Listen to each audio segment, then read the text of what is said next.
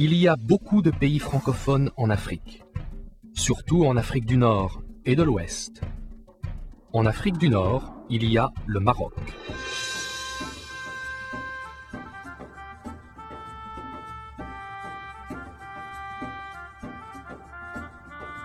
C'est au Maroc que se trouve le Haut Atlas, la plus haute chaîne de montagnes d'Afrique du Nord.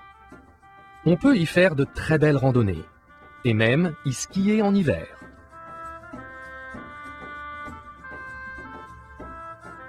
Au pied du Haut Atlas, on trouve Marrakech, une ville fortifiée datant du XIe siècle.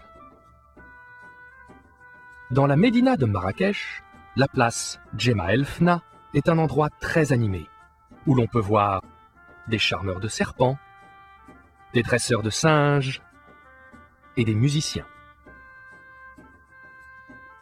On peut aussi y acheter toutes sortes de produits artisanaux.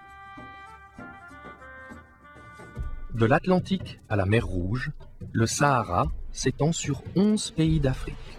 C'est le plus grand désert du monde. Dans le sud de l'Algérie, le Hogar est une région du Sahara au relief volcanique. La Tunisie se trouve dans le nord-est de l'Afrique. Dans le sud-ouest de la Tunisie, il y a l'oasis de Tozeur.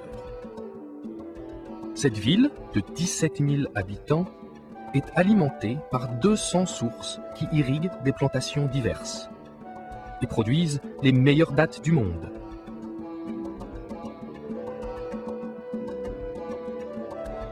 Dans le sud-est, il y a aussi Matmata, un village troglodyte. Les habitations y sont creusées dans la terre pour conserver la fraîcheur dans une région extrêmement chaude en été. Près de la capitale, Tunis, on peut encore voir les ruines de Carthage, fondée en 814 avant Jésus-Christ par les Phéniciens. Carthage a été la capitale de la région jusqu'à sa conquête par les Romains en 146 avant Jésus-Christ.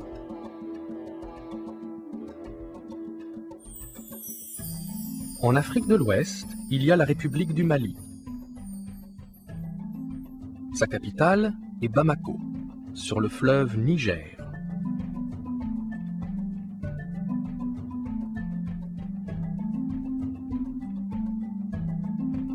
Bamako compte plus d'1 million d'habitants et la circulation y est intense, comme ici sur le pont des Martyrs.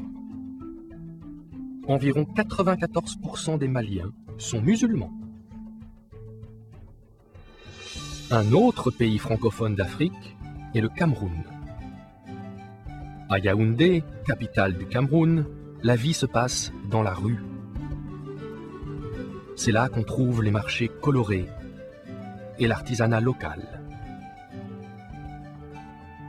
Loin des bruits de Yaoundé, les plages de Kribi sont très appréciées. Non loin de là, on peut admirer les impressionnantes chutes de la Lobé.